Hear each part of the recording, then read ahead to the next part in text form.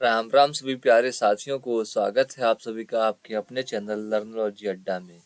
जैसा कि आप सभी को पता है, डेली शाम को 5 बजे हम रट्टा मार सीरीज लाते हैं जिसमें पंचायती राज व्यवस्था के 20 क्वेश्चनों को हम देखते हैं। आज उसी कड़ी में आज हमारा प्रैक्टिस सेट 31वां होने वाला, 31st होने वाला है।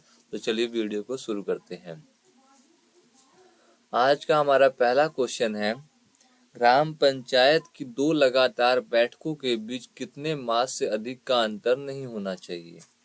मतलब एक बैठक के बीच में कितने मास का, कितने महीनों का अंतर नहीं होना चाहिए। तो इसका जो सही जवाब है वह है 2 महीने का, 2 महीने से ज्यादा का गैप नहीं होना चाहिए। कितने महीने का? 2 महीने से ज्यादा गैप नहीं होना चाहिए। कार्य संपादन हेतु ग्राम पंचायत की बैठक सामान्यतः प्रत्येक मास से कम एक बार होगी। 2 लगातार बैठकों के बीच 2 मास से अधिक का गैप नहीं होना चाहिए। चलिए देखते हैं अगले प्रश्न को। यहाँ आपको ये 2 महीने वाला समझ में आ गया होगा। चलिए देखते हैं दूसरा प्रश्न, किसी ग्राम पंचायत की बैठक उस पंचायत के गठन के कितने दिनों के अंदर होना अनिवार्य है। जैसे चुनाव हुआ किसी ग्राम पंचायत का, वहां पर ग्राम पंचायत चुन ली गई, प्रधान चुन लिया गया, ग्राम पंचायत सदस्य चुन लिया गया, तो वहां की जो पहली बैठक होगी कितने दिन के अंदर हो जाना चाहिए। तो इसका जो टाइम लाइन दिया गया हुआ है राज्य सरकार द्वारा हमारे, वो दिया है 30 दिन का। कितने दिन का? 30 दिन के भीतर पहली बैठक हो जानी चाहिए जब ग्राम पंचायत का गठन हो जाता है। तो चलिए देखते हैं अगले प्रश्न को। अब प्रश्न है, ग्राम पंचायत का सचिव कौन होता है। तो जिसकी हम तैयारी कर रहे हैं, ग्राम पंचायत अधिकारी और जो ग्राम विकास अधिकारी हमारे समतुल्य एक पद और होता है, जिसकी अलग वैकेंसी अभी 2018 वाली एग्जाम जून में हुआ था। ये ग्राम विकास अधिकारी और ग्राम पंचायत अधिकारी दोनों ग्राम पंचायत सचिव बनते हैं। और हमारे जिस प्रकार का ऑप्शन हो आपके क्वेश्चन में, अगर ग्राम पंचायत अधिकारी भी हो, ग्राम विकास अधिकारी भी हो, तो आप ग्राम पंचायत अधिकारी को चुनेंगे। इस क्वेश्चन के ऑप्शन में ग्राम विकास अधिकारी है, तो आप ग्राम विकास अधिकारी को सही उत्तर मानेंगे, क्योंकि दोनों बनाए जाते हैं। देखते हैं अगले प्रश्न को। प्रत्येक ग्राम सभा के प्रतिवर्ष कितनी सामान्य बैठकें होती हैं। अब सामान्य बैठकें आपको पता है 2 होनी ही होनी चाहिए। कौन कौन सी सामान्य बैठक है? एक रबी की फसल मतलब गेहूं कट जाने के बाद, एक खरीफ की फसल मतलब धान कट जाने के बाद 2 बैठक होनी ही चाहिए। चलिए देखते हैं अगले प्रश्न को। अब जो हमारा तहसील होता है, तहसील स्तर पर सरकारी निकाय को क्या कहा जाता है। अब जैसे ग्राम स्तर पे तो हमारा ग्राम पंचायत है, तो तहसील स्तर पर क्या है, जो ब्लॉक होता है, विकास खंड होता है, उसको जो उस लेवल का जो समिति है पंचायती राज व्यवस्था में, उसे पंचायत समिति कहा जाता है। 3 स्तरीय पंचायत व्यवस्था है हमारे उत्तर प्रदेश में। गांव पे ग्राम स्तर पर ग्राम पंचायत, ब्लॉक पे विकास खंड या तहसील स्तर पर पंचायत समिति, और जिला स्तर पर जिला परिषद या जिला समिति हमारा कार्य करता है। चलिए देखते हैं अगले प्रश्न को। अगला प्रश्न है, 2011 की जनगणना के अनुसार भारत में गांवों की कुल संख्या कितनी है। 2021 की जनगणना अभी तक नहीं हो पाई है, क्योंकि 2021 में कोरोना चल रहा था। उसके बाद उसका कार्य 2022 में शुरू हुआ, तो अब 2024 में उसको मतलब लोकसभा चुनाव के आने के बाद जनगणना का जो सर्वे रिपोर्ट है वो आ जाएगा। अभी तक कोई रिपोर्ट आ नहीं पाया है। ठीक है, तो 2011 की जनगणना को हम पढ़ते रहेंगे सभी एग्जामों में। तो 2011 की जनगणना के अनुसार भारत में गाँव की कुल संख्या कितनी थी, तो 6,40,000 उस समय गांव थे हमारे भारत में। अब कुछ गांव बढ़ गए होंगे या कुछ इस तरीके से बनाया होगा, कम भी हो सकते हैं, क्योंकि 2-4 गांव को जोड़कर एक ग्राम पंचायत बना दिया जाता है, या कोई किसी गांव की ज्यादा आबादी बढ़ गई तो उसे ग्राम पंचायत अलग भी बना दिया गया है। तो जो डेटा होगा 2024 में हमें जानकारी मिलेगी। फिलहाल हमें 6,40,000 याद रखना है। अगले क्वेश्चन को देखते हैं, भारत में अधिकांश ग्राम किस रूप में पाए जाते हैं। अकेंद्रित, छिटपुट या ए और बी दोनों, या इनमें से कोई नहीं। तो जो हमारा आप देखेंगे गांव को अकेंद्रित और छिटपुट, मतलब इसका मतलब ये, आप किसी भी गांव को देखिए अपने प्रदेश के, तो उसमें क्या है, सभी एक जगह नहीं बसते हैं, वो दूर दूर खेतों में कोई बस रहा है, कोई मतलब हर जगह हर बिरादरी के लोग अलग अलग बसते हैं, इसलिए अकेंद्रित हैं। और छिटपुट तरीके से वो बसते हैं एक दूसरे से दूर दूर। ठीक है, चलिए देखते हैं अगले प्रश्न को। ग्रामीण सामाजिक संरचना के कौन से बुनियादी घटक हैं? ग्रामीण समुदाय, परिवार, जाति या सभी? तो ये तीनों घटक हैं। ग्रामीण समुदाय भी है, परिवार भी है, जाति भी है।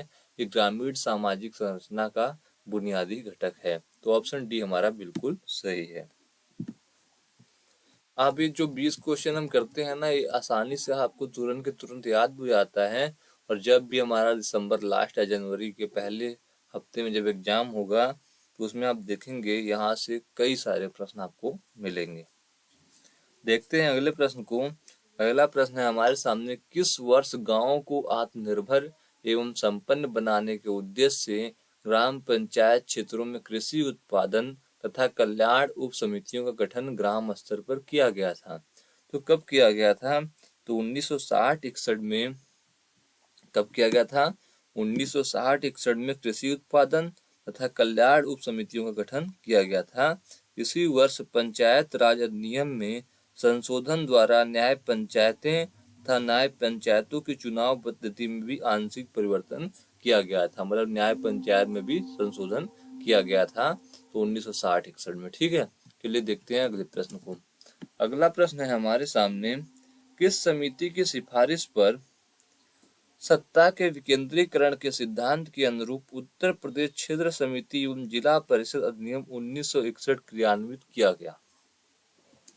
तो ये जितने ऊपर के समिति हैं सब 1961 के बाद के हैं। पीके थुंगन, वीके आरबी राव समिति, अशोक मेहता समिति और बलवंत राय मेहता समिति कब का है? तो 1957 में।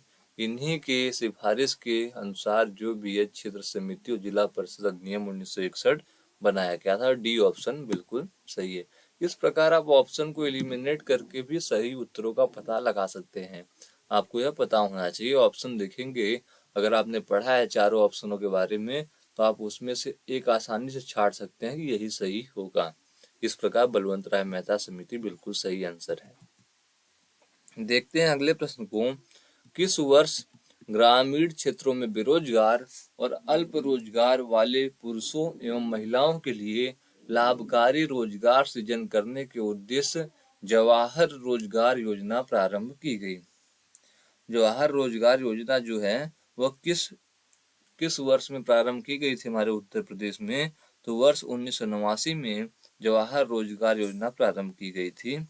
इस योजना के कार्यान्वयन का भार ग्राम पंचायतों को सौंपा गया था। सी ऑप्शन बिल्कुल सही है। ठीक है, चलिए बढ़ते हैं अगले प्रश्न की तरफ। देखते हैं अगले प्रश्न को। अगला प्रश्न हमारे सामने है, उत्तर प्रदेश पंचायत विधि संशोधन विधेयक 1994 प्रदेश में कब पवित्र हुआ? मतलब चालू कब हुआ, लागू कब हुआ हमारे प्रदेश में? तो वह डेट हमें याद रखनी है। 22 अप्रैल 1994 को उत्तर प्रदेश पंचायत विधि संशोधन विधेयक 1994 प्रदेश में पवित्र हुआ या लागू हुआ। ठीक है, 22 अप्रैल 1994। अब अगला देखते हैं। अगला प्रश्न है हमारे सामने, ग्राम पंचायत के प्रत्येक प्रादेशिक निर्वाचन क्षेत्र का प्रतिनिधित्व किसके द्वारा किया जाता है? ग्राम पंचायत सदस्य द्वारा, ग्राम विकास अधिकारी द्वारा, क्षेत्र पंचायत सदस्य द्वारा या जिला अधिकारी द्वारा? तो ग्राम पंचायत के प्रत्येक प्रादेशिक निर्वाचन क्षेत्र का प्रतिनिधित्व ग्राम पंचायत में एक सदस्य द्वारा किया जाएगा। कोई ग्राम पंचायत अपनी प्रथम बैठक के लिए नियत दिनांक से 5 वर्ष तक बनी रहेगी। जो ग्राम पंचायत सदस्य होते हैं ये प्रत्येक प्रादेशिक निर्वाचन क्षेत्र का प्रतिनिधित्व करते हैं, हर वार्ड का। अगला प्रश्न है हमारे सामने, निम्न कथनों में से कौन सा एक सही है? या दोनों सही हो सकते हैं, इन्हें हमें देखना है कौन सा कैसा सही है। स्वच्छता सरकार की शीर्ष प्राथमिकता है। आप देख ही रहे हैं 2014 से 2 अक्टूबर 2014 से स्वच्छ भारत मिशन चलाया गया है। तो ये सरकार के प्राथमिकता प्रायोरिटी में ही है कि भारत को स्वच्छ बनाना है, ओडीएफ फ्री बनाना है। तो ऑप्शन ए बिल्कुल, ऑप्शन मतलब एक जो कथन है वो बिल्कुल सही है। दूसरा क्या है, इसके लिए देशव्यापी आंदोलन की आवश्यकता है जिसमें हर किसी की भागीदारी आवश्यक है। अगर आप चाहते हैं कि स्वच्छता हो, स्वच्छ मतलब भारत हो, तो कैसे हो सकता है? हमारी आपकी भागीदारी उसमें होना बहुत ही आवश्यक है। हर आदमी की भागीदारी होगी तभी हमारा देश, हमारा राज्य, हमारा गांव स्वच्छ हो सकता है। तो जो सी ऑप्शन है वह बिल्कुल सही है। ए और दो दोनों सही है। चलिए बढ़ते हैं अगले प्रश्न की तरफ। अगला प्रश्न है हमारे सामने, किस संसाधन का उपयोग करके आर्थिक विकास और सामाजिक न्याय के लिए पंचायत विकास योजना तैयार करने का अधिकार दिया गया? किसे किसे अपने संसाधनों का उपयोग करके आर्थिक विकास और सामाजिक न्याय के लिए पंचायत विकास योजना करने का अधिकार दिया गया है? तो किसको दिया जाना चाहिए? आप ये ऑप्शन देखिए, ग्राम पंचायत, ग्राम सभा, जिला परिषद, इनमें से कोई नहीं। तो जो पंचायतों को उनके पास संसाधनों का उपयोग करके आर्थिक विकास और सामाजिक न्याय के लिए पंचायत विकास योजना तैयार करने का अधिकार ग्राम पंचायत को दिया गया है, क्योंकि ग्राम पंचायत वह शासन है जिसे गांव ने चुना है। तो ग्राम पंचायत की जिम्मेदारी बनती है उनके आसपास, उनके गांव के क्षेत्राधिकार में जो भी संसाधन है उसका उपयोग करके वो आर्थिक विकास और सामाजिक न्याय की एक मिसाल कायम करें और अपने क्षेत्र का, अपने गांव का, ग्राम पंचायत का विकास करें। तो ऑप्शन ए बिल्कुल सही है। इसके बाद देखते हैं अगले प्रश्न को। हमारे सामने है, पंचायती राज की त्रिस्तरीय प्रणाली में कौन कौन शामिल है? ग्राम स्तरीय पंचायत, ब्लॉक स्तरीय पंचायत, जिला स्तरीय पंचायत। ये आपको पता ही होगा। तो ऑप्शन डी उपयुक्त सभी बिल्कुल सही है। गांव स्तर पर, ग्राम स्तर पर ग्राम पंचायत, ब्लॉक स्तर पर पंचायत समिति और जिला स्तर पर कौन है? तो वो जिला परिषद या जिला समिति होती है। देखते हैं अगले प्रश्न को। अगला प्रश्न हमारे सामने है, कथन वाला है, शक्तियों और उत्तरदायित्व को लेकर पंचायतों से संबंधित कौन से कथन सत्य हैं? इसमें 2-3 कथन दिए हुए हैं, इनमें बताना है कौन सा सही है। तो पहला कथन है हमारे सामने, आर्थिक विकास योजना एवं सामाजिक न्याय योजना तैयार करना। तो यह बिल्कुल सही है। संविधान की 11वीं अनुसूची में दिए गए 29 विषयों के संबंध में आर्थिक विकास एवं सामाजिक न्याय की योजनाओं का कार्यान्वयन किया जाएगा। यह भी बिल्कुल सही है। उसके बाद तीसरा कथन देखते हैं, उचित कर, शुल्क, टोल और शुल्क लगाना और एकत्र करना। यह भी बिल्कुल सही है। ये मतलब राज्य सरकार ने कानून तो ऐसा बनाया ही है कि हम टैक्स अपने गांव में वसूल सकते हैं, टोल ले सकते हैं, मेलों पे कर लगा सकते हैं। भले ही ये जमीन पर अभी हकीकत ना हो पाया हो, लेकिन ऐसा अधिनियम में लिखा हुआ है। तो जो तीनों हैं, 1, 2, 3 तीनों सही हैं। तो हमें ऑप्शन देखना है कौन सा है जिसमें केवल 1, 2, 3। तो सी ऑप्शन बिल्कुल सही है। चलिए देखते हैं अगले प्रश्न को। अगला प्रश्न किसी का कथन है, किसी महापुरुष का। हमें बताना है यह कथन किसने कहा है। तो अगर गांव नष्ट हो जाएंगे तो भारत भी नष्ट हो जाएगा। यह कथन किससे संबंधित है, किस महापुरुष ने कहा है? तो आप थोड़ा गेस करिए। पंचायती राज व्यवस्था और ग्रामीण स्वशासन का सबसे बड़ा अगर कोई पक्षधर रहा है आजादी के बाद तो महात्मा गांधी रहे हैं। तो ये कथन जो है महात्मा गांधी ने बोला है। क्यों बोला है? क्योंकि 70% से अधिक जो आबादी है हमारे देश की, वो आज भी गांव में रहती है। तो अगर गांव ही नष्ट हो जाएंगे तो हमारी संस्कृति, हमारा जो भी गांव से जुड़ा हुआ चीज है वही शहरों में चलता है। तो गांव नष्ट हो गया, समझिए भारत ही नष्ट हो गया। ऐसा आप मानिए, क्योंकि हर चीज गांव से ही है हमारा। आप भले शहर में रह रहे होंगे लेकिन आपका जुड़ाव जो है वो गांव से ही है। चलिए देखते हैं अगले प्रश्न को। अगला प्रश्न है हमारे सामने, अनुसूचित क्षेत्रों में रहने वाले लोगों के लिए न्याय सभाओं के माध्यम से स्वशासन सुनिश्चित करने के लिए कौन सा अधिनियम अधिनियमित किया गया है? पेशा अधिनियम, वास्को अधिनियम, कोफेसेफा अधिनियम या इनमें से कोई नहीं? तो आपको बता दूं, इसके पहले भी हमने जिक्र किया है, अनुसूचित क्षेत्रों के रहने के लिए पेशा अधिनियम जो था 1996 में लाया गया था कुछ राज्यों के लिए, जहां पर अनुसूचित क्षेत्र में, जहां पर पंचायती राज व्यवस्था कैसे लागू किया जाएगा, कैसे उसका अधिनियम का उसको लागू किया जाएगा। तो पंचायत उपबंध अनुसूचित क्षेत्रों तक विस्तार अधिनियम पेशा 1996 गृह जाति समुदायों के स्वशासन की अपनी प्रणालियों के माध्यम से खुद पर शासन करने के अधिकार को मान्यता देता है। तो वहां पर जो हमारा पंचायती राज व्यवस्था है 1993-92 वाला, यह लागू नहीं होता है, वहाँ पेशा अधिनियम लागू होता है। तो ऑप्शन ए बिल्कुल सही है। आज का आखिरी प्रश्न है। अब हम अगले कल के वीडियो में देखेंगे अगले 20 क्वेश्चनों को तो आज के आखिरी प्रश्न को देखते हैं हम। पंचायतों द्वारा आर्थिक विकास व सामाजिक न्याय की योजनाओं को क्रियान्वित करने के लिए किस प्रकार की चुनौतियों का सामना करना पड़ता है? कार्यात्मक, वित्तीय, प्रशासनिक स्वायत्तता या उपयुक्त सभी? तो जो भी पंचायतों द्वारा आर्थिक विकास और सामाजिक न्याय की योजनाओं को क्रियान्वयन करने के लिए चुनौतियों का सामना करना पड़ता है, उसमें यह तीनों ऑप्शन शामिल हैं ऊपर के, कार्यात्मक भी, वित्तीय भी, प्रशासनिक स्वायत्तता भी। तो जो डी ऑप्शन है उपयुक्त सभी बिल्कुल सही होगा। अगर आपने हमने पंचायती राज व्यवस्था के करीब करीब करीब 30-35 क्लास बनाए हैं, जिसमें मैंने पंचायती राज व्यवस्था के फुल सिलेबस को कवर किया है।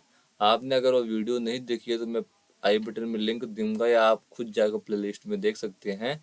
उसमें सारी वीडियो बनाई गई हैं, आप देखकर उसको आसानी से पढ़ सकते हैं। कहीं भी आपको पेड बैच लेने की ज़रूरत नहीं पड़ेगी। यहाँ तक आपने वीडियो देखा तो वीडियो अच्छी लगे तो लाइक करना, कमेंट करना और अपने दोस्तों में भी शेयर करना जो वीपीओ की तैयारी कर रहे हो। तब तक के लिए धन्यवाद दोस्तों। जय हिंद।